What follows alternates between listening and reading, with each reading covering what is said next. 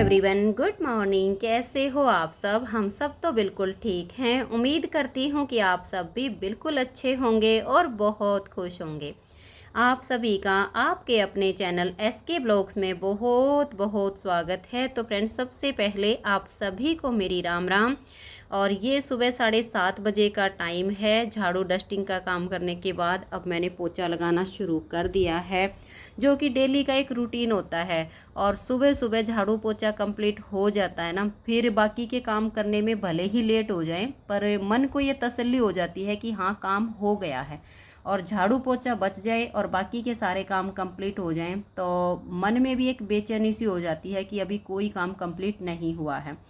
और यहाँ पर सोफ़े के बीच में जो मेरी मेज है उसको मैं आज सेट कर रही हूँ। 2 दिन से मैंने इसको यहाँ पर नहीं लगाया था, क्योंकि यहाँ पर मैंने अचार की फाड़ सुखाई हुई थी। तो फिर मुझे ये था कि 2-3 दिन इसको मैं ऐसे ही खुला छोड़ देती हूँ और डेली पोछा लगाऊंगी तो नमक की जो सीलन थी ना वो बिल्कुल निकल जाएगी, नहीं तो फिर मेज के नीचे वो चिपचिप रह जाती।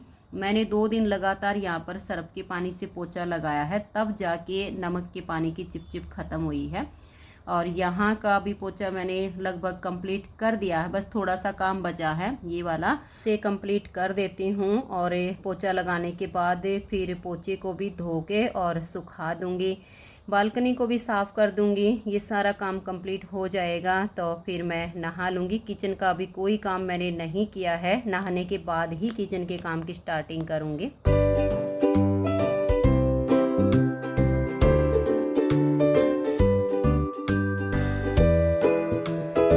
अभी नहा के आई हूँ तो साथ के साथ बालों में कंघी भी कर लेती हूँ और फिर बाद में ही किचन के काम की स्टार्टिंग करूँगी।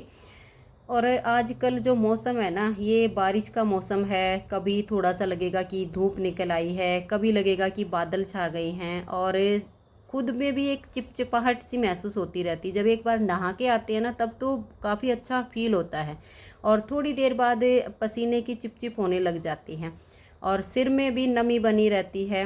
बालों में थोड़ी देर में ही हाथ लगाओ तो गिल्ले हो जाते हैं। और इस टाइम पे तो जैसे झाड़ू पोछा साफ़ सफाई का सब काम किया है तो गर्मी लग रही थी, सिर में वैसे ही पसीना आया हुआ है, तो सोचा कि पहले साथ के साथ बालों में कंघी करके और चोटी बना लेती हूँ। इन दिनों में तो बाल भी हर 3-4 दिन के बाद धोने पड़ते हैं, खुद को ही अच्छा नहीं लगता है। बालों में कंघी हो गई है और अभी अंदर जाके चोटी बना लूँगी। तो अभी आ गई हूँ मैं रसोई में, और आज रसोई का मैंने अभी तक कोई भी काम शुरू नहीं किया है। बस ये लगा लो कि स्टार्टिंग काम की मैं अभी कर रही हूँ। तो सबसे पहले तो जो मेरे रात के धुले हुए बर्तन है ना, इनको सेट कर देती हूँ। ये मैंने अभी नहीं किए हैं, वरना मैं सुबह जब गर्म पानी करने के लिए आती हूँ ना, उस टाइम पे कर देती हूँ, या चाय बनाने के लिए आती हूँ तब कर देती हूँ। लेकिन आज यहाँ की कोई काम की शुरुआत नहीं हुई थी। एक बार तो वैसे मैंने चाय पी ली है। विशाल के पापा जी सुबह आज गाँव में गए थे, तो हम दोनों ने साथ में बैठकर चाय पी ली थी। लेकिन अब झाड़ू पोछा साफ़ सफाई का सब काम हो चुका है, नहा ली हूँ, तो दोबारा चाय पीने का मन है। तो चाय बनने के लिए मैंने रख दी है। तब तक मैं दाल को भिगो के रख देती हूँ। सुबह के खाने में आज मैं दाल ही बनाऊँगी, तो दाल को मैंने अभी भिगो दिया है। चाय पीऊँगी, टमाटर वगैरह काट के रखूँगी, तो तब तक मेरी जो दाल है ना थोड़ी सी फूल जाएगी और ये जल्दी से पक जाएगी। तो अभी चाय बनेगी, तब तक मैं टमाटर भी कस के रख देती हूँ, क्योंकि अभी समय कम है और काम ज़्यादा है, तो जल्दी जल्दी में हाथ चलाने पड़ेंगे ताकि सारा काम टाइम से कंप्लीट हो जाए। और टाइम बच जाता है तो फिर मैं दिन में ये भी सोचती हूँ कि एक आध नीटिंग की वीडियो बन जाए, एक आध सैंपल तैयार हो जाए। तो इस वजह से अभी मैंने टमाटर भी कस लिए हैं, दाल को भिगो के रखा हुआ है, और ये सब करूँगी तब तक मेरी चाय भी बन के तैयार हो जाएगी। तो देखिए, वहाँ का काम किया तब तक चाय बन गई है। आप सब भी आ जाइए और मेरे साथ सुबह की चाय पी लीजिए। चाय पीने के बाद फिर मैं खाना बनाने की तैयारी करूँगी।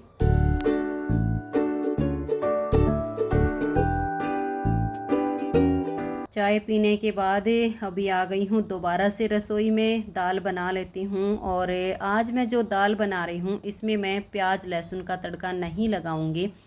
इसमें सिर्फ मैं तेज़ पत्ता, 2 लौंग, 2 काली मिर्च और थोड़ा सा जीरा, ये सब डाल के मैं दाल का छोंक तैयार कर रही हूँ।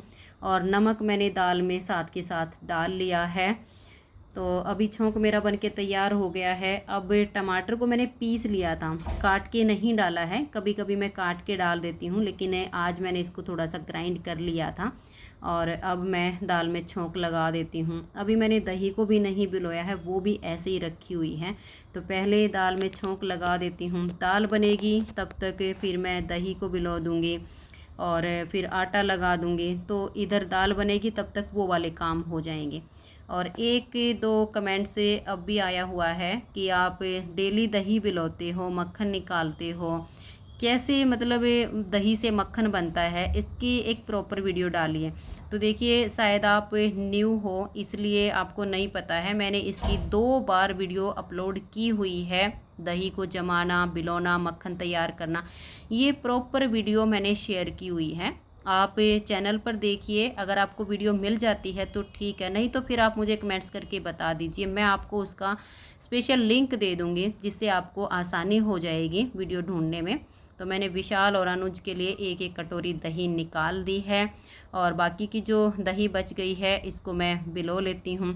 और आजकल बारिश का मौसम है ना, लस्सी भी इतनी कुछ खास अच्छी लगती नहीं है, लेकिन फिर हमारी हैबिट भी हो गई है, बिना लस्सी के रोटी खाई भी नहीं जाती हैं। तो आजकल मैं ज़्यादा दही नहीं जमाती हूँ, थोड़ी जमाती हूँ। बस 2 या 3 गिलास लस्सी तैयार हो जाए और 3 कटोरी दही तैयार हो जाए, बस इतना ही जमाती हूँ। तो अभी कर लेती हूँ यहाँ का ये काम, आटा लगा लेती हूँ, तब तक दाल बन जाएगी और मक्खन वक्खन निकाल के फिर मैं साथ के साथ रोटी सेकना शुरू कर दूँगी। तो लो जी, मैंने रोटी बनानी शुरू कर दी हैं। दाल तैयार हो गई है, लस्सी भी तैयार है। सबसे पहले वाली 2 रोटी गाय माता के लिए बना देती हूँ। फिर सासू माँ की थाली भी मैंने साथ के साथ तैयार कर ली है। दाल आज मैंने एक बड़े से कटोरे में डाली हुई है, क्योंकि बहुत ज़्यादा गर्म है। अगर कटोरी में डालती तो फिर इतनी जल्दी ठंडी नहीं होती, रोटी भी गर्म, दाल भी गर्म, तो खाने में दिक्कत होती। और थाली में आज लस्सी नहीं रखी है, क्योंकि 4-5 दिनों से सासू माँ लस्सी नहीं ले रही है। बारिश का मौसम है, लस्सी पीने के बाद फिर उनके घुटनों में दर्द बढ़ जाता है, इसलिए वो नहीं ले रही है। लेकिन फिर भी रोटी देने के लिए जाऊंगी तो पूछ लूँगी, अगर उनकी इच्छा होगी तो दोबारा से दे आऊँगी। तो गाय माता की रोटी मैंने बना दी हैं। विशाल के पापा जी अभी गांव से आए नहीं हैं, पूछा था मैंने तो बोल रहे थे कि रोटी बना के रख लेना, जिस टाइम भी आऊँगा तो मैं आज ठंडी रोटी खा लूँगा, कोई दिक्कत नहीं है। तो सासू माँ को खाना खिला देती हूँ, बच्चों को खिला देती हूँ और इनके पापा जी की रोटी बना के रख दूँगी, घी लगा के और बेले में रख दूँगी, तो वो बिल्कुल सॉफ्ट रहेंगी और आके वो खा लेंगे। तो आप सब भी आ जाइए। सुबह के खाने में बहुत ही स्वादिष्ट दाल बनाई है, ताज़ी लस्सी है, ताज़ा मक्खन है, गर्मा गर्म रोटी मैंने बना दी हैं। तो आइए और सुबह का खाना हमारे साथ खा लीजिए।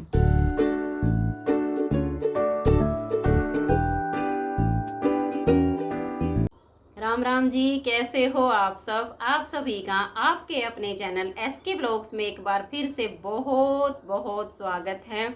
और मेरी तो आज ये बाईं आँख सुबह से बहुत ज़्यादा फड़क रही है और सच में आज मैं इससे बहुत ज़्यादा परेशान हो गई हूँ, क्योंकि बार बार फड़कती रहती है ना, तो अंदर से एक बेचैनी सी होनी शुरू हो जाती है। और जब ज़्यादा ही परेशान करती है ना, तो हाथ से ऐसे आँख को बंद करती हूँ, 2 मिनट के लिए तो चैन आता है और फिर से फड़कना शुरू कर देती है। आज सुबह से ही दुखी हो रही हूँ, शाम हो गई है लेकिन इसने फड़कना बंद नहीं किया है। वैसे इसके बारे में मैंने 2 दृष्टिकोण सुने हैं। पहला तो है शास्त्र के अनुसार और दूसरा है वैज्ञानिक दृष्टिकोण। तो हमारा शास्त्र तो ये कहता है कि महिलाओं की जब बाईं आँख फड़कती है तो समझो कि कुछ अच्छा होने वाला है। और वैज्ञानिक दृष्टिकोण ये कहता है कि जब महिला हो या पुरुष हो, जब उसकी आँख फड़कती है तो उसका ये रीज़न होता है कि कम लाइट में देर रात तक पढ़ाई करना, नींद पूरी ना होना, इससे आँखों की जो मांसपेशियाँ होती है ना, उनमें खिंचाव आ जाता है, जिसकी वजह से आँख फड़कना शुरू कर देती है। या फिर हम देर रात तक फ़ोन पे या लैपटॉप पे काम करते हैं और उसमें भी हमारी नींद पूरी नहीं हो पाती है, लाइट कम होती है, नीचे से फ़ोन की और लैपटॉप की जो लाइट है वो आँखों में तेज़ लगती है, जिससे आँखों की मांसपेशियाँ खिंचती हैं, आँखें लाल हो जाती हैं, तो फिर आँखें फड़कना शुरू कर देती हैं। तो वैसे मैं तो वैज्ञानिक दृष्टिकोण को ही मानती हूँ। आप इन दोनों में से किसको मानते हो? आप सब मुझे कमेंट्स करके ज़रूर बताइएगा। और जिन जिन बहनों ने मेरे पास से नेल पेंट लिपस्टिक के ऑर्डर किए हुए हैं, कुछ बहनों के तो पहुंच गए हैं, कुछ के अभी रास्ते में ही अटके हुए हैं, पहुंच जाएंगे 1 या 2 दिन में। और एक बहन का वहां तक पहुंच के और वहां से वापस हो गया है। वैसे बेटा गया था कोरियर वाले के पास से और उनको बोला भी है कि आप यहाँ से इस पार्सल को दोबारा उसी एड्रेस पर भेज दीजिए।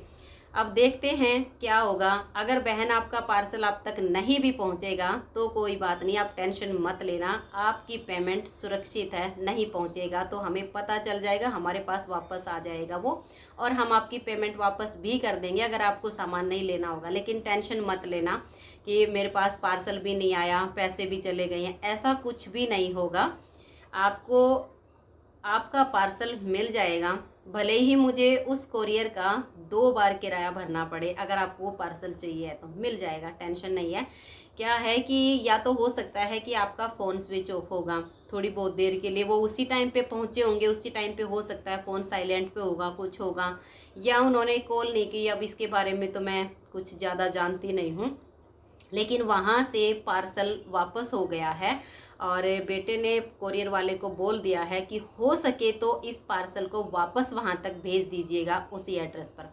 अगर वो आप तक नहीं भी जाएगा तो मेरे पास वापस आ जाएगा, मैं दोबारा से उसको कोरियर करवा दूँगी, चिंता मत करना। तो फ्रेंड्स, जिस किसी को भी nail paint, lipstick, nail remover, ये सब चीज़ें लेनी हो, आप बेफिक्र होकर ऑर्डर कर सकती हैं। 2-3 वीडियो मैंने अपलोड की हुई हैं, उनमें मैंने अपना व्हाट्सअप नंबर दिया हुआ है।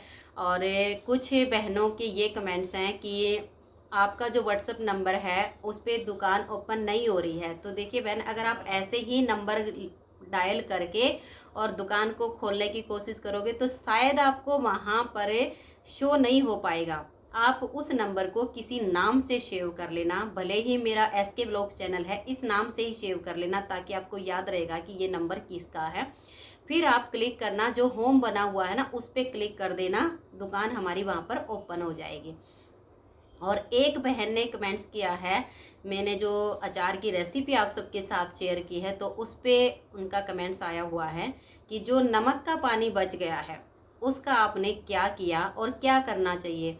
तो देखिए फ्रेंड्स, जब हम गांव में रहते थे ना तब तो हमारे पास ऑप्शन होता था कि जो मसाला निकालने के बाद भी नमक का पानी बच जाता है तो थोड़ा थोड़ा करके भैंसों के चारे में उसको डाल देते थे। हम वैसे उसको खाते नहीं हैं। कुछ लोग जो नमक का पानी होता है अचार से निकलता है उसे सब्जी में यूज कर लेते हैं, नमक की रोटी खाते हैं तो आटा लगाते टाइम उसमें डाल लेते हैं। लेकिन मेरे बच्चे ऐसे नहीं खाते हैं तो फिर मुझे तो इस तरह से उसको फेंकना ही पड़ता है, क्योंकि फिर उसको यूज नहीं होता है। हाँ, गांव में रहते थे ना तो फिर हमारी भैंसों के काम आ जाता था, भैंसों के चारे में उसको डाल देते थे। तो अगर आपका परिवार उस नमक के पानी को सब्जी में डालने से या नमक वाली रोटी बनाने से खा लेता है तो आप ऐसे यूज कर लीजिए, क्योंकि अच्छा होता है, उसका स्वाद भी अच्छा होता है। लेकिन कुछ बच्चे नहीं खाते हैं। और अगर आप नहीं खा सकते हो, आपके पास भैंस हैं तो भैंसों को आप डाल सकते हो थोड़ा थोड़ा करके, एकदम से सारा नहीं डालना, थोड़ा थोड़ा करके डाल दो तो वो 4-5 दिन में ख़त्म हो जाएगा। तो इस तरह से आप यूज कर सकती हैं। और दोनों ही ऑप्शन नहीं है तो फिर कुछ नहीं बचता, फिर तो उसको फेंकना ही पड़ता है। तो आप इस तरह से यूज कर सकती हो। तो आज की इस वीडियो में इतना ही। वीडियो अच्छी लगी हो तो वीडियो को लाइक शेयर ज़रूर कर दीजिएगा। मिलते हैं नेक्स्ट वीडियो में, तब तक के लिए आप सभी को मेरा प्यार भरा नमस्कार। राधा स्वामी, राधे राधे, जय श्री राधे, बाय बाय।